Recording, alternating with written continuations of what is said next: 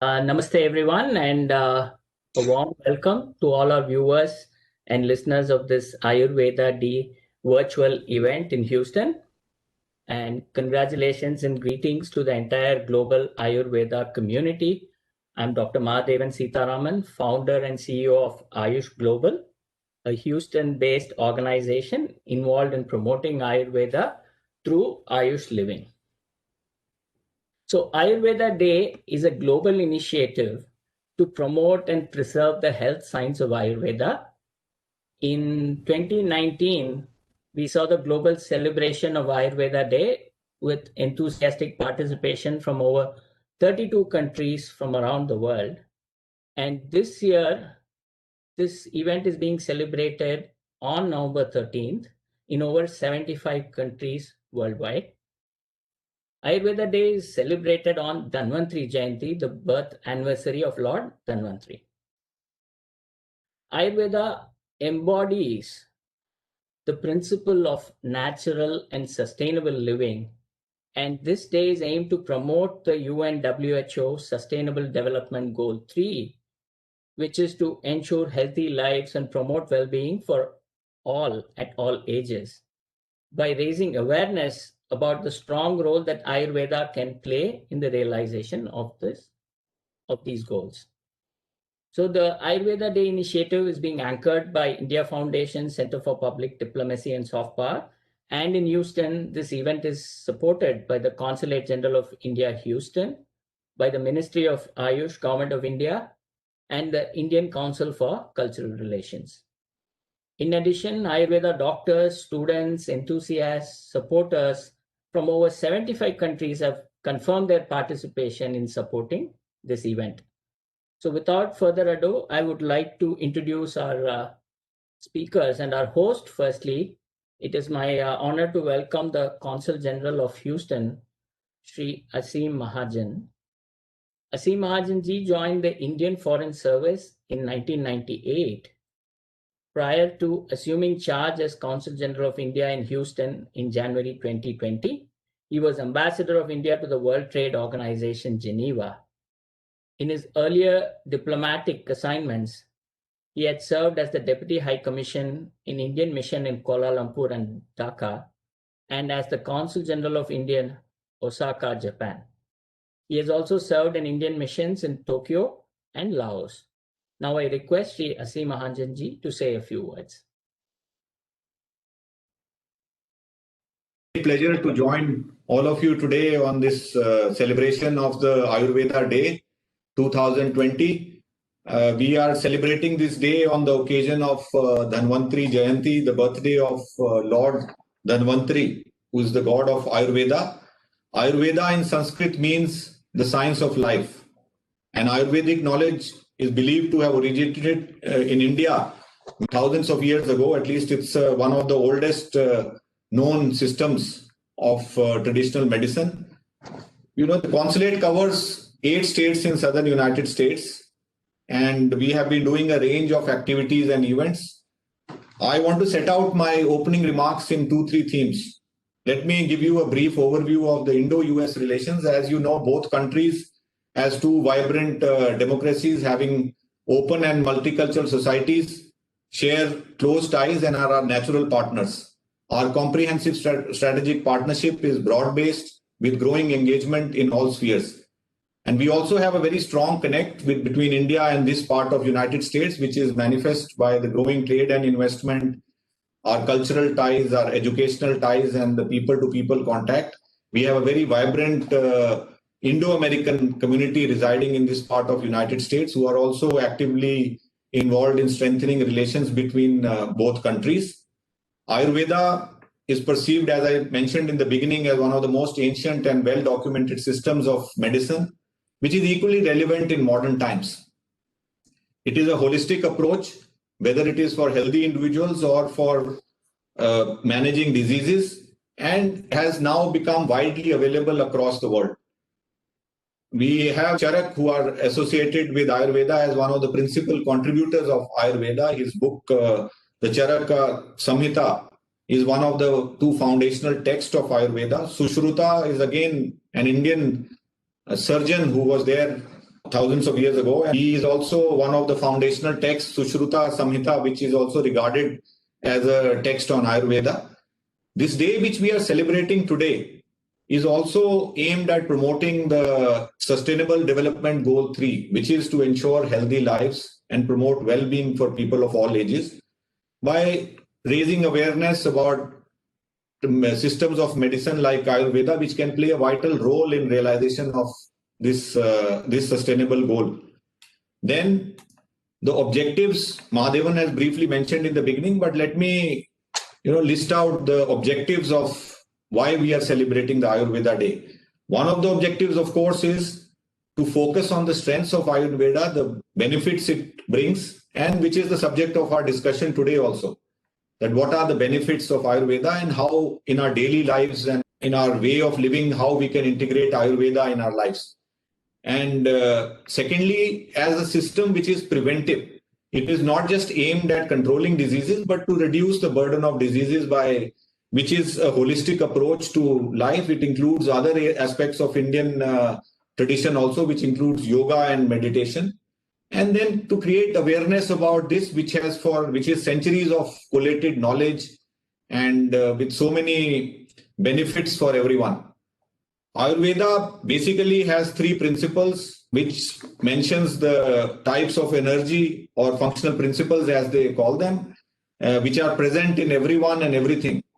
The Vata, which is energy of movement, then the energy of digestion or metabolism, and Kapha, the energy of lubrication and structure. I will not go into these details because we have experts joining us. Professor Kak is joining us. Dr. Indranil Basu is joining us. We also have Dr. Frawley with us today. So I will not go into the depths of this, and I really look forward to listening from all of you. I'm sure people who have connected with us today will be benefiting from this discussion, and they will get to know about the benefits of Ayurveda and how they can use it in their everyday life. I should also mention that we celebrate the International Day of Yoga every year on June 21st, and this part of United States, it is celebrated with a lot of zeal and enthusiasm. Despite the pandemic, we did many events this year also, and there are many schools, studios, other cities which are involved in this initiative. So that is also part of our calendar, and people connect with us for that, and it is growing in popularity here. So is Ayurveda, with many people taking interest in Ayurveda, traveling to India. And finally, of course, about our consulate's activities, this is part of one such activity, but we are involved in a range of other activities, which of course, many of you are supporting us for that also, including for promoting trade and investment, educational ties, cultural ties, and all other areas. So with that, Mr. Mahadevan, we look forward to this panel discussion. You have to unmute yourself, Mr. Mahan. Thank you, sir, for your introductory remarks. I think next we are fortunate to have a recorded message from Dr. David Frawley, also known as Pandit Vamadeva Shastri, who is a world-renowned Vedic teacher and the author of over 40 books published in 20 languages over the last several decades. His fields of expertise includes Ayurveda, yoga, Vedic astrology, Vedanta, Tantra, Vedic studies, ancient India and modern India. And in all of these fields, he has numerous published articles, and he has been awarded the Padma Bhushan, the 3rd highest civilian award in India in the year 2015. Now we would like to play a recorded message from Dr. Frawley.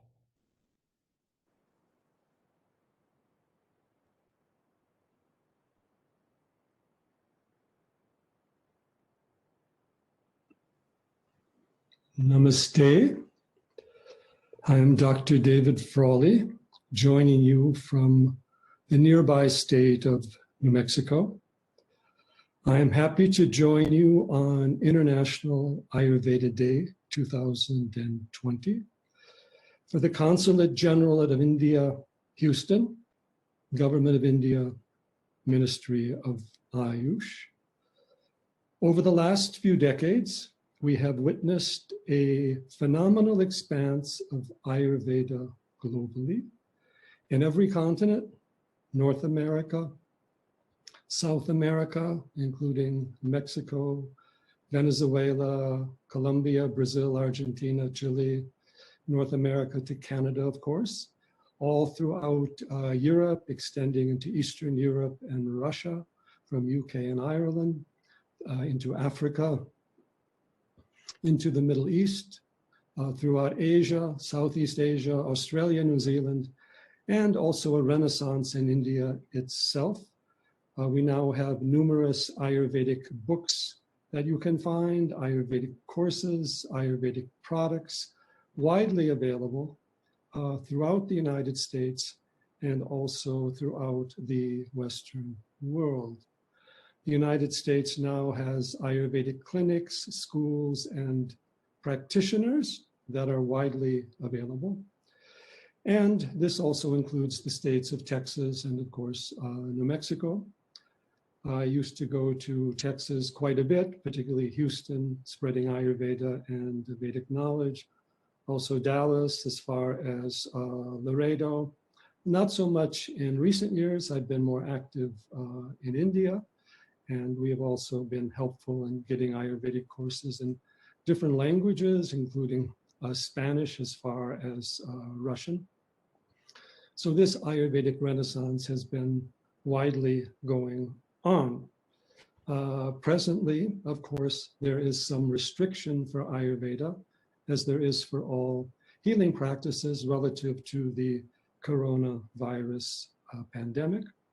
However, as this pandemic gets resolved, we are going to see a new renaissance in expansion of Ayurveda for reasons I will explain to you. Ayurveda is not a licensed medicine in the United States, but it is a practicing form of medicine that one can do under various guidelines, health freedom laws, similar to yoga, herbs, nutrition. And Ayurveda includes a lot of lifestyle guidance, counseling, and overall, Ayurveda is the medicine of yoga. So it teaches us how to do the asanas, the pranayama, the meditation, with a way for physical balance and well-being. So Ayurveda has a wide relevance that is growing. It is integrated with modern medicine in India and elsewhere. It is connected to all forms of herbal medicine, massage, as we say, yoga therapy, meditation. And it's not just for the treatment of disease. It teaches us how to have right living, harmony, wellness, and balance overall. Ayurveda is literally the medicine of life and nature. It helps us understand the forces, energies, and qualities of the world of nature. Helps us understand our own constitution, mind, body, and our own deeper self. Now, as we move on into the 21st century, looking forward to 2030, it's clear that we need to develop more physical and psychological immunity to deal with the stress of our modern life, information technology. And we need to reharmonize ourselves with the world of nature and with all the forces of nature. So we need an ecological sustainability for medicine and for living. And this is where Ayurveda as a medicine of life helps us so well. But even more importantly, this information technology is very powerful, but it is also, you might say, almost has a mind of its own if we look into the artificial intelligence.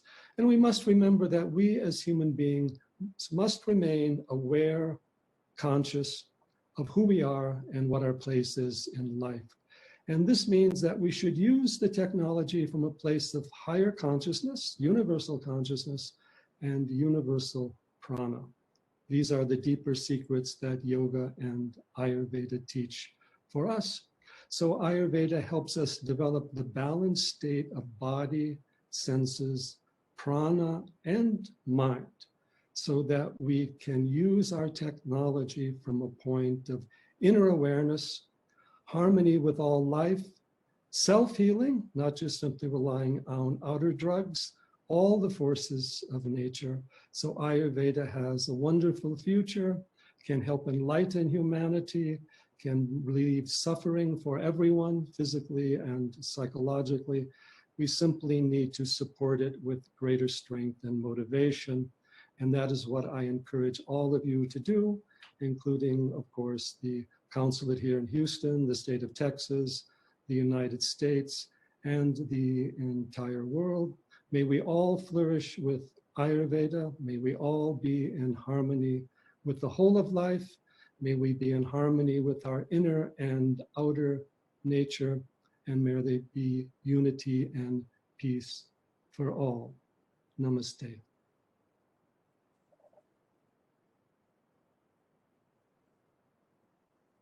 As Dr. Frawley said, Ayurveda helps us develop a balanced state of body, senses, and prana with the mind.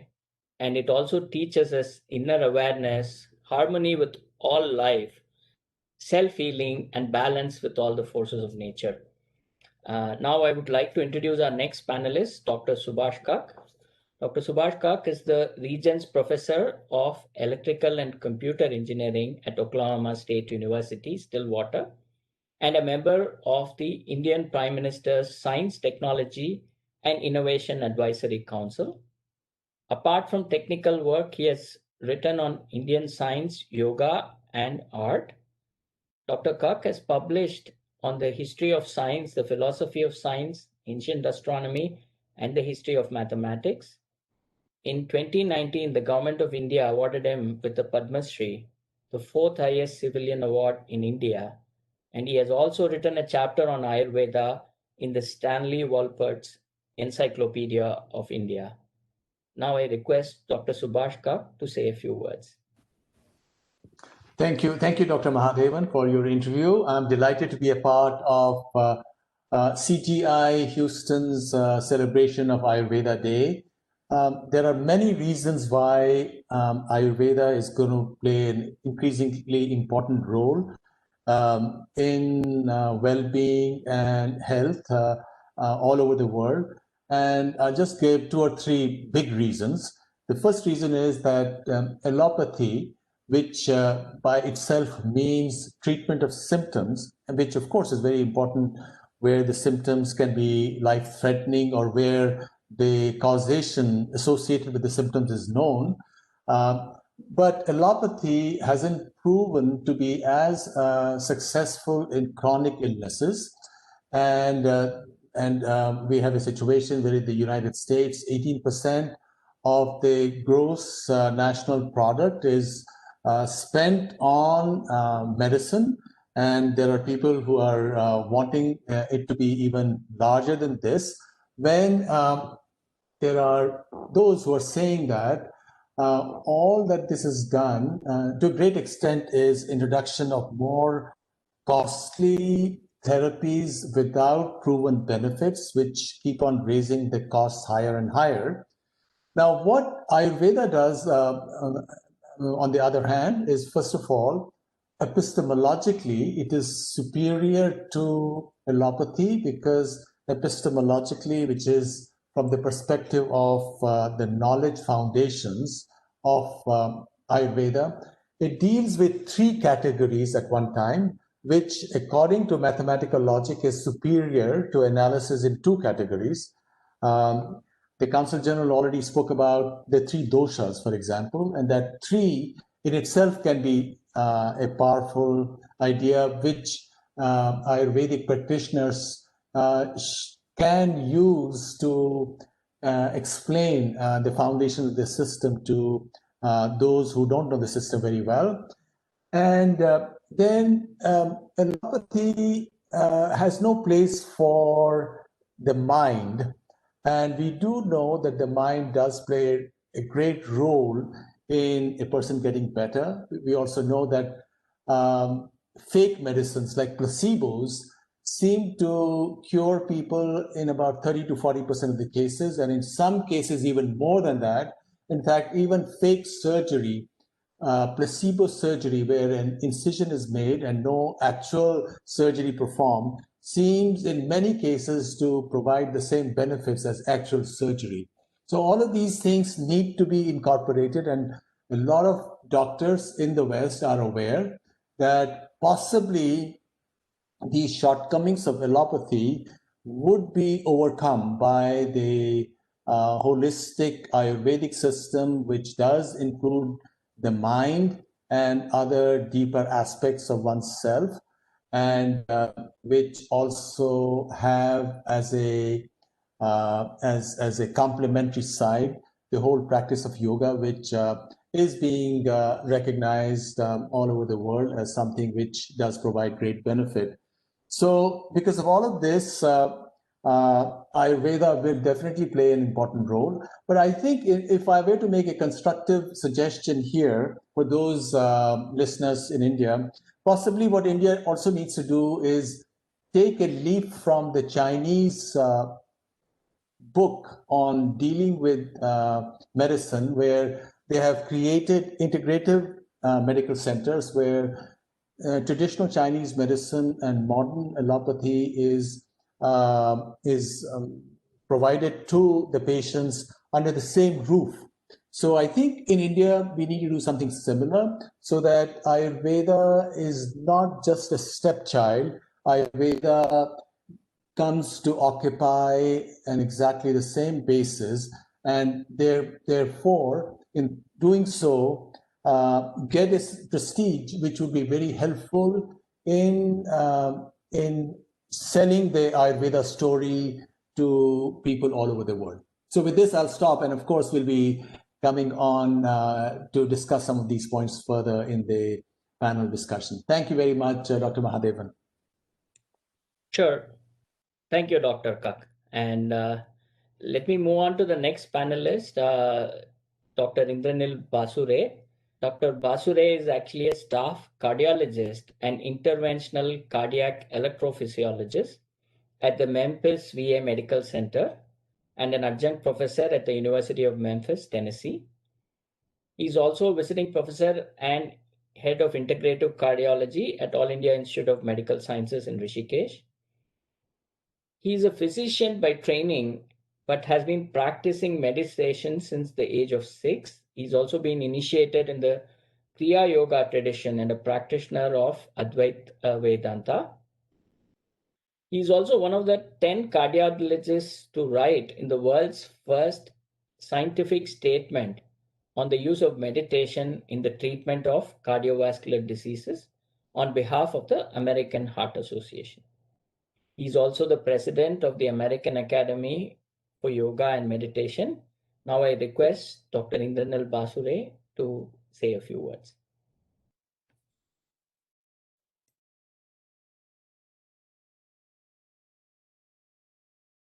Dr. Basure, you're muted. You will have to unmute and speak. Thank you, Mr. Asim Mahajan, for having this excellent program, the Consulate General of Houston. Thanks, Mr. Mahadevan, for having me and the rather generous introduction. I'm not really sure if I'm really worth all that. So being a practitioner of medicine for the last 30-35 years, there are certain things in medicine which clearly beckons that Ayurveda will possibly be the future way how medicine will be practiced in the world. And I'll just put my points. Dr. Kak put some excellent points. So two important things that I see in Ayurveda makes me believe why that's the way even allopathic medicine will go into the future. So the first foremost concept is what is known as precision medicine. So what is that? So today, if you have stomach pain, I give you a pain medication. So I basically treat stomach pain or chest pain, I give you a medication. So basically, it doesn't matter what sort of genes you have, what is your DNA, how you're made up, but it's the same medicine for everybody. On the contrary, something is coming up in allopathic medicine now, which is known as personalized medicine, which is basically like Ayurveda, where you might have the chest pain, but because if you have a constituency that is like Vata, then you have a different medicine. If your constituency is something else, if your dosha is something else, like Kapha, you have a different medicine. Or in other words, precision medicine is targeting your medicine for the particular person and not giving the same medicine just because everybody has the same symptoms. So the only medicine known on earth that practices precision medicine, despite being some 3,000 or 5,000 years old, or maybe even older, there's a lot of controversy as to how old Ayurveda is Ayurveda. The only medicine that actually practices precision medicine, where you don't get a medicine just because you have a symptom, you get a medicine for a conglomeration of things, which includes how you're made, what's your constitution, what is your symptoms, how your constitution interacts with your symptoms leading to the disease, and that's what decides on medicine. Quite contrary, in allopathic medicine, we tend to define disease based on symptoms, pathological changes, and we go. So initially, when allopathic medicine started, we said, okay, you have a heart attack, so your heart is involved. And so let's treat the heart. But now, after 2,000 years of medicine, so-called modern medicine, we know a guy with heart attack has got symptoms like has got problem in the brain, has got problem in the vascular system, has got problems supplying arteries even in his legs. So heart attack, unfortunately, does involve the heart, but just one part of the many organs. And this is exactly what precision medicine or what Ayurveda says. When you talk about constitution, you don't relegate yourself to one particular organ using a super microscope and thereby missing a large part of the human being. So that's one big reason why Ayurveda is getting more and more popular, and I think it will as it gets more spread in the Western Hemisphere. The other very important part of Ayurveda is modern medicine, as Dr. Kak rightly said, is super successful. It saves millions of lives every year. By the time I started talking to now, a couple of thousand people would have been saved from what is known as sudden cardiac death, where 350,000 people die every year. But remember, all these deaths are due to acute causes.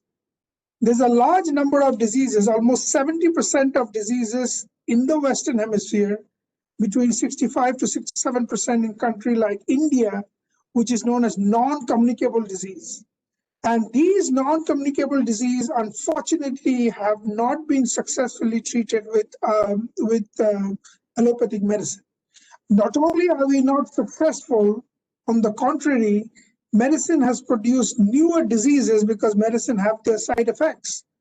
So while your pain may be reduced, but you might end up having your kidney failing because of having the painkillers, or you might have an ulcer in your stomach because of the painkillers. And that's where preventive medicine comes to a big play, how you can change your constitution, how you can change your habit, how you can change your diet. Say, for example, Finland. Finland is number 1 in health system, whereas America is number 40th. America spends 42 times more money on healthcare than Finland. But the difference is, out of every dollar we spend here, 98% goes for acute care. So 98 cents goes for acute care, whereas countries like Switzerland, countries like Sweden and Finland, which is 1 and 2, spend between 56 to 65 cents on preventive medicine. So they have a more healthy population than we have in America, whereas, you know, tons of epidemics are ablaze now. So I think I'll end with that. So I think these two are the main reason why everybody, including people in allopathic medicine, researchers, scientists, are looking for an alternative that will, A, be more preventive as far as curing disease is concerned. And number 2, world has slowly moved from symptomatic medicine to what is known as precision medicine, why we tend to target drugs not based on symptoms, but based on the constitution, which is exactly what Ayurveda, the only system presently existing on earth, that does. Thank you, Dr. Basure. I will just start, transitioning to a Q&A format. Maybe I'll ask a few questions around for the panel, and we'll start with Consul General Aseem Mahajanji. Can you please comment on the ongoing collaboration in healthcare and medical research between India and United States? Thank you, Mahadevan. As I mentioned, in the beginning, that we are trying to do a range of events and activities to strengthen our multifaceted ties between India and this part of United States. And healthcare and medical research is one of the focus areas on which we are focusing. We did one event earlier in August in which we got a whole panel of local experts and also states from India who partnered with us. Now, if you see India, each state has its own strength. So we had got states like Andhra Pradesh, Gujarat, and Himachal who have these parks coming up for drugs and formulations and also medical devices. Then the International Day of Yoga is another event where we try to connect yoga, wellness, and meditation together. And of course, now on the Ayurveda side, we will again try to promote it together. Texas, as you are aware, Houston is home to the largest Medicity in the world, the Texas Medical Center. We have many ongoing collaborations with institutes like MD Anderson Institute, Baylor College of Medicine, University of Texas, and Texas A&M, University of Houston, who have institutional linkages in India. And we have ongoing initiatives for cooperation, for example, in areas like hospital management systems, exchange programs, sharing of knowledge and technologies, and also in ongoing medical research. This current pandemic, I think, it has highlighted how closely we can work, both countries, how closely they can work with each other. We have a number of ongoing agreements and partnerships for vaccine research and production, for example. Companies in United States and companies in India are collaborating. And then areas like biosciences and other areas of medical research are again areas in which there are numerous ongoing initiatives and avenues which are being explored between both countries. So this is as I mentioned in the beginning, the environment between both countries, there is a great desire to take our relationship to a greater height. We already have a comprehensive strategic partnership, which of course focuses on pillars like energy, security, and defense. But other areas of trade and investment, cooperation in medical research, education, culture, people-to-people contact, they are equally important. And coming to Ayurveda, as I said, and as Dr. Basu and Dr. Kak have already highlighted, that this fits into the holistic approach to life. And Ayurveda contributes to prevention of disease. It contributes to general improvement in lifestyle, and it can be integrated in your daily life. There are so many benefits which are codified, and we need to disseminate that information more. I think that is the important aspect why this National Ayurveda Day is being now celebrated also, because it helps us to reach out with this huge resource of information and knowledge which we already have available and share it across the world with everyone. So that I think we will continue this effort. We will continue to reach out to people here and work in different configurations and geometries to strengthen our cooperation, including in the area of Ayurveda. Many medical centers are looking at traditional medicine. For example, MD Anderson already has yoga as one of the therapies which they adopt. Meditation, of course, is another therapy for people who are in pain. And there are similarly Ayurveda, many of the ingredients which are there in the Ayurvedic system of medicine are also part of the other allopathic medicines. They are already used as ingredients in many of the medicines because their medical benefits are proven. So I'm hoping that Ayurveda will actually become one of your pillars of collaboration in the future, and it would be a very important thing for the future. Yes, absolutely. And with this growing interest here in Ayurveda, health, wellness, yoga, and what India has to offer, these centuries of our traditional knowledge in so many areas, there is a great, tremendous growing interest. And I'm sure Ayurveda will also become one of those areas where we can do much more with countries like United States. Okay, thank you, sir. So I have a question next for Dr. Kak. So being a computer scientist, how did you actually get interested in Ayurveda? Well, it's really quite a long story. 30 or 35 years ago, I, as also a student of foundations of not only computer science, but also physics, such as quantum mechanics, I went back into the earliest Indian texts, all the way to the Vedas, and I looked at them from the perspective of the science in them, and I discovered a long lost astronomical code in the Vedic texts. And so it was a big story in the 1990s around the world, all those discoveries, and there were many books that I wrote and many articles, both for Western journals and Indian journals. And it was in that context that Stanley Wolpert asked me, he says, well, you know, the Vedas from a scientific basis. Can you, I'm putting together this encyclopedia of India, and can you pick any number of articles on Indian science topics, including Ayurveda? And so that's how I got to write the chapter on Ayurveda. But since then, my research on logic, it's come out and been published in scientific journals only recently, that three-way logic is superior to two-way logic. This is a very important point, because, you know, if an Ayurvedic doctor talks to non-believers or people who don't know about Ayurveda and says, well, we have three doshas, and now the listener might be very polite, but then when the listener is by himself or herself would say, well, why only three? Why not four or five or whatever? You know, they may listen very politely. But if one were to begin with the foundation that, look, three is optimal, three is superior to two, and possibly three captures this unknown related to the mind, and mind and body definitely have a connection. So that is the reason why, as Dr. Basure said, eventually this personalized medicine, which is where you look at the constitution of each patient, by using three constituents, and possibly, you know, we can't just now invoke only the Samhitas. We also need to revisit all of modern sciences and see how that can be married, so to speak, with the knowledge that we have in Ayurveda.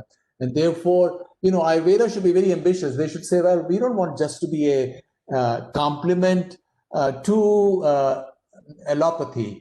Here is a completely well-rounded system, and this is what we are offering to the world. And I think, as Dr. Basure said, I think that's what is probably going to happen.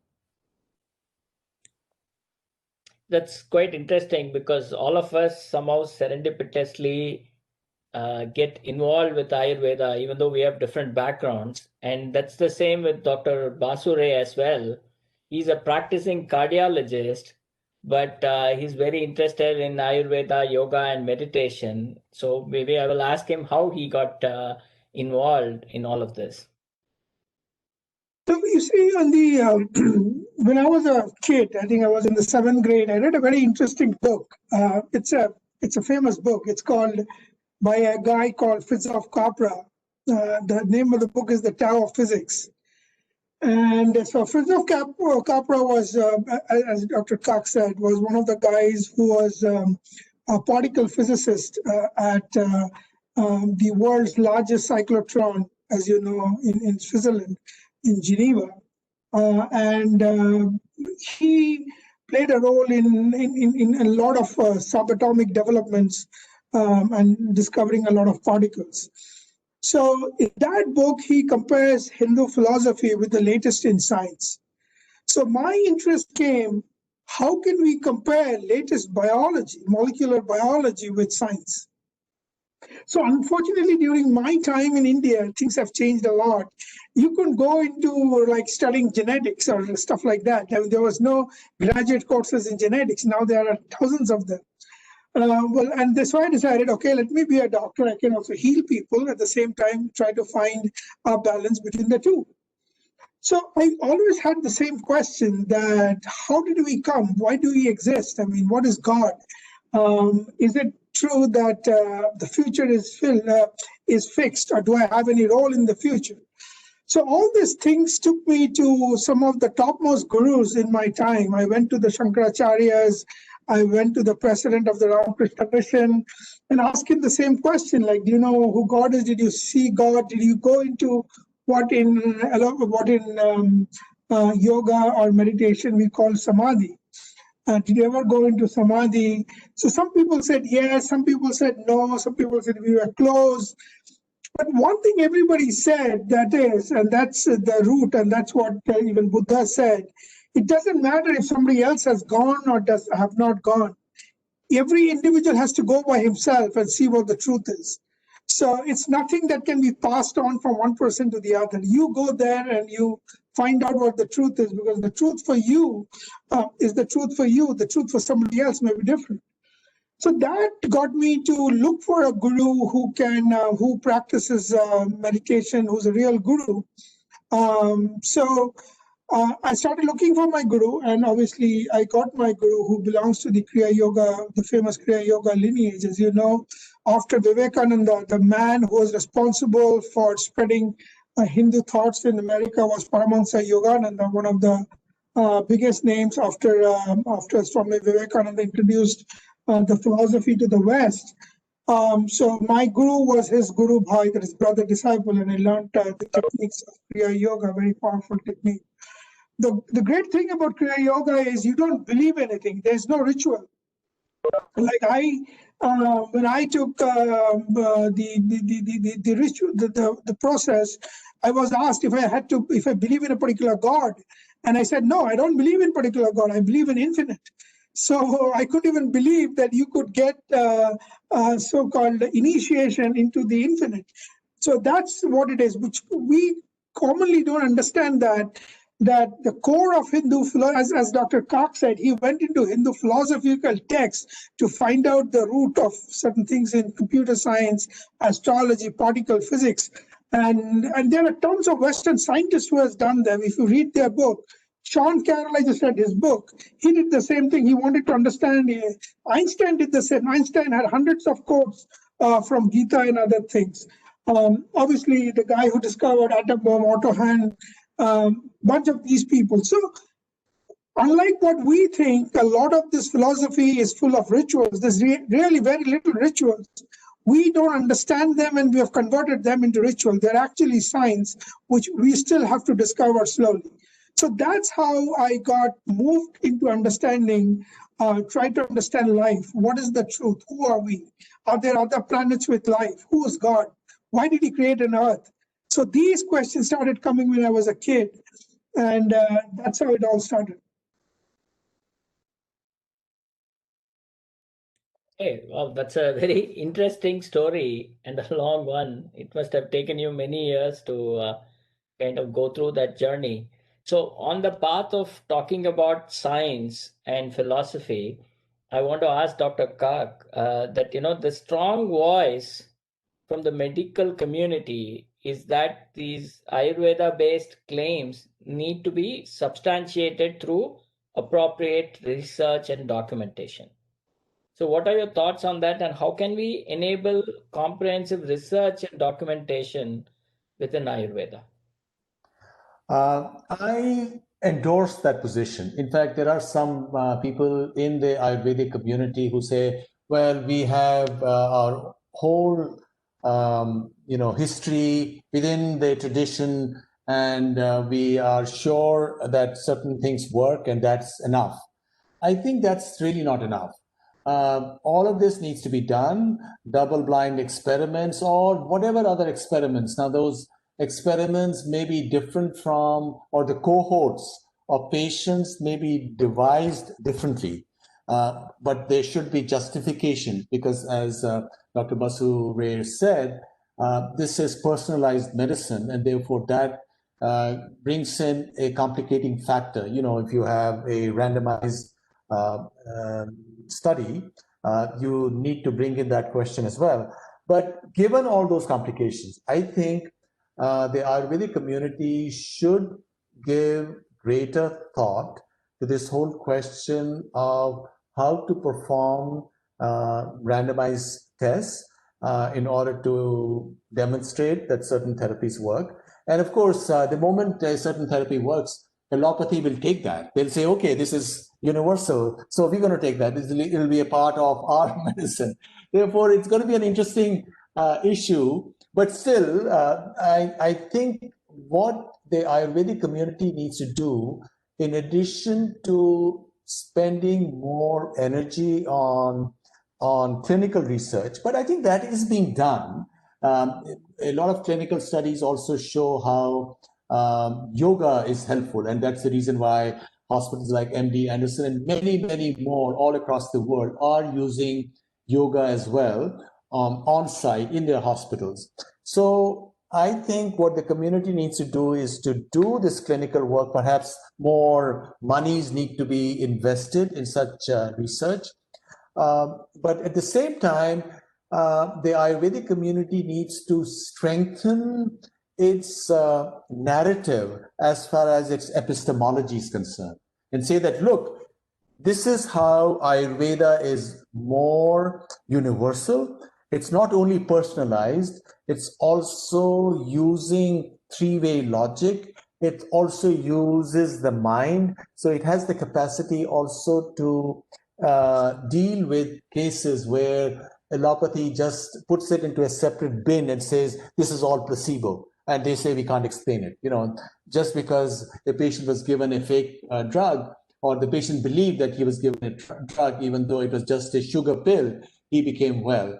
So I think all of that needs to be done. And if it's done properly, the path onwards for Ayurveda will only bring it greater and greater success.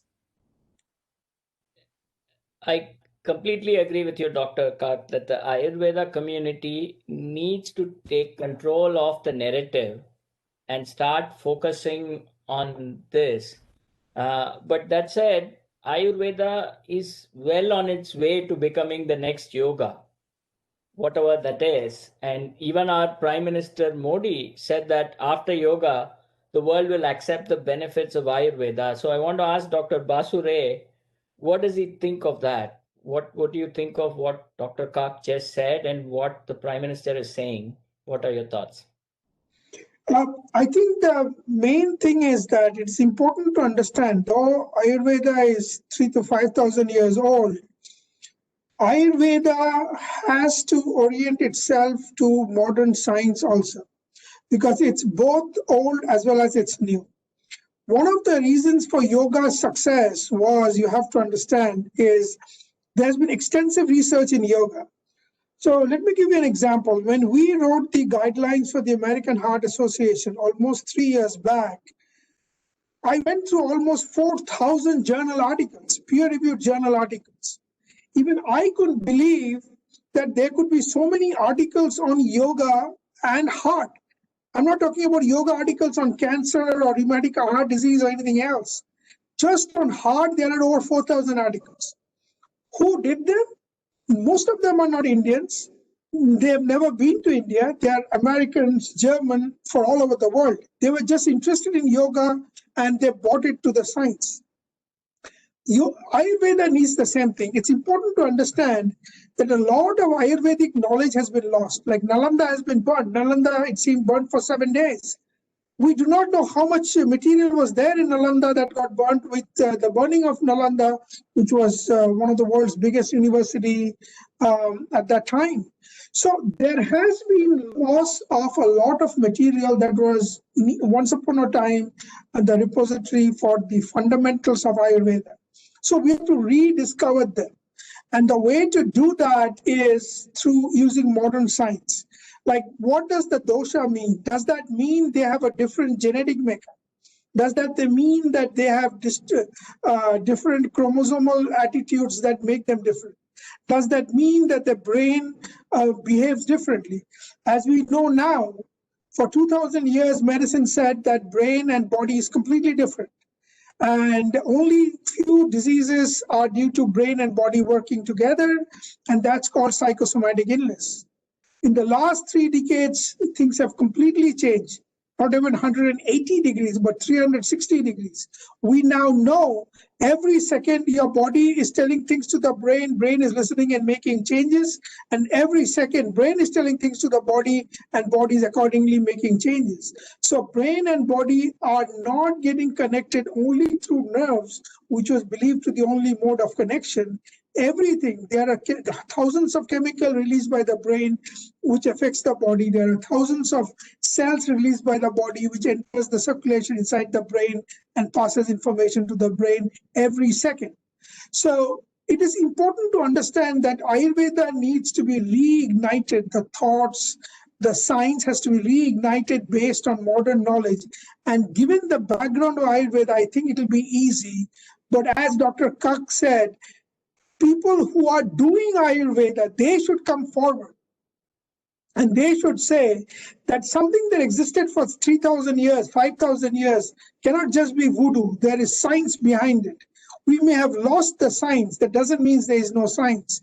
But we need to refine that science. And exactly as Dr. Cox said, and that's a very, very important point. See, the medicine has got some fixed parameters.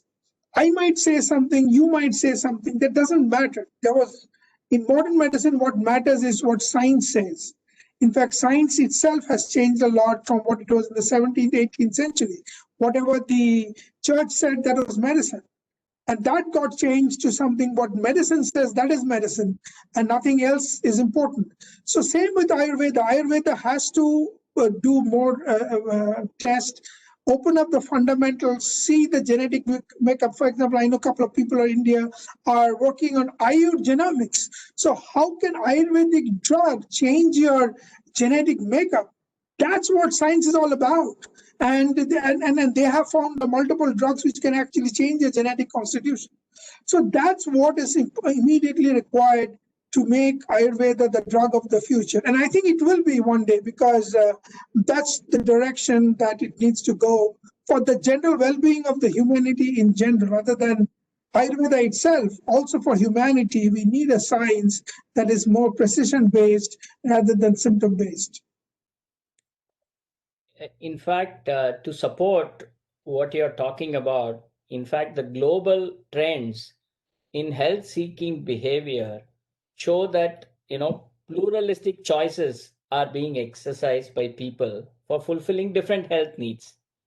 And we are at a time when chronic diseases and lifestyle disorders are progressing rapidly, and people worldwide have started exploring other medical knowledge systems for other kind of solutions that are more effective. And in this ecosystem, the traditional medical system of healthcare like Ayurveda and yoga will have a very important role to play. And that is the world we are in today. And I didn't realize that we are actually running short of time, and we have already come close to an hour. Maybe a minute for everybody for some closing remarks. Should I start with Sri Asim Mahajanji? No, thank you, Madhavan. And it's a very interesting discussion. I'm sure with the experts like Professor Kak and Dr. Basu, we can go on this and into much deeper discussion. But as I said, the objective of what we are trying to celebrate today is to disseminate this information, share this knowledge, and also use it as an opportunity for many of the points which have been highlighted by Professor Kak and Dr. Basu. We need to strengthen our research, we need to strengthen our collaborations, and I think it's a two-way stream which has been amply explained by both of them. So as the consulate, we will certainly support you in these initiatives to promote Ayurveda in this part of United States, and also to connect institutionally with the people who can help us in this effort. That should be one ongoing initiative and effort.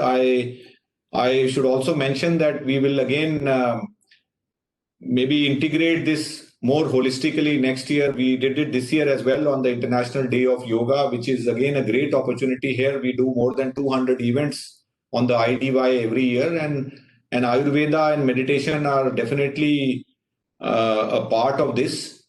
Our other events and activities also which are coming, we will try to dovetail wherever possible. So I really thank you for taking this effort, and also take this opportunity to all the viewers who would be joining us. And we will be putting out the events recording today on our Facebook and social media handles. And a lot of people, they do get an opportunity to see it later. They will, I'm sure, be interested in listening to what experts have to say on this area. And there is a big growing interest in this, and wishing a happy Diwali to all the viewers who would be joining us. Thank you. Now, Dr. Kak, over to you for your closing remarks. Just one point. As Dr. Frawley said in the beginning, people who practice Ayurveda in the US are not reimbursed by insurance companies. And this is a big problem. I think this is not the case in Europe. And as we know, a lot of things in America are a result of negotiation between parties and lobbying. Perhaps my suggestion to Asim Mahajanji would be that the ambassador in Washington, D.C. or the government back in Delhi should use whatever channels there are to make a case that Ayurveda should also be treated on par with other treatments, such as acupuncture. Acupuncture, which is a part of Chinese medicine, is paid for by insurance companies in the US, but Ayurveda is not yet. And therefore, this could be a short-term goal, which would help the Ayurvedic community in the US very much. Certainly, Dr. Kak, Professor Kak, we will work on this. And as I said, we are trying to strengthen institutional linkages also, and also the regulatory framework. We will work on these. Thank you, sir. Dr. Basure? I think the most important thing that needs to be done so that Ayurveda takes the center stage again is trying to treat non-communicable diseases. So we need to increase our research how we can treat. As you know, India in 2025 will have more coronary artery disease than America. India is already, there's already a huge epidemic of hypertension and diabetes. And the American system, unfortunately, is so costly that even American health system is breaking down, and people have grave ideas whether 20 years from now we'll have Mediclaim and all, because the government funding will completely break down. So it's important that we find out alternate means that we can treat these dangerous diseases at a much cheaper way than what we are doing today. I know there's a big push to trying to get out of medicine for Ayurvedic medicine for COVID-19, which I think is great. But we need to target all these chronic diseases, which is going to be the future problem and can cause economic downturn in many developing and even developed nations. So that's where I think the target should be, the research should be, and the inclination of Ayurvedic practitioners should be. Sure. Thank you, Dr. Basure. So with that, I would like to thank everyone for joining the Houston Ayurveda Day online event. We can all try to make Ayurveda an integral part of our daily lives, enabling good health and well-being for ourselves, our family, and our community. And all of this in harmony with nature, which is what Ayurveda stands for. Thank you all once again, and namaste and happy Deepavali.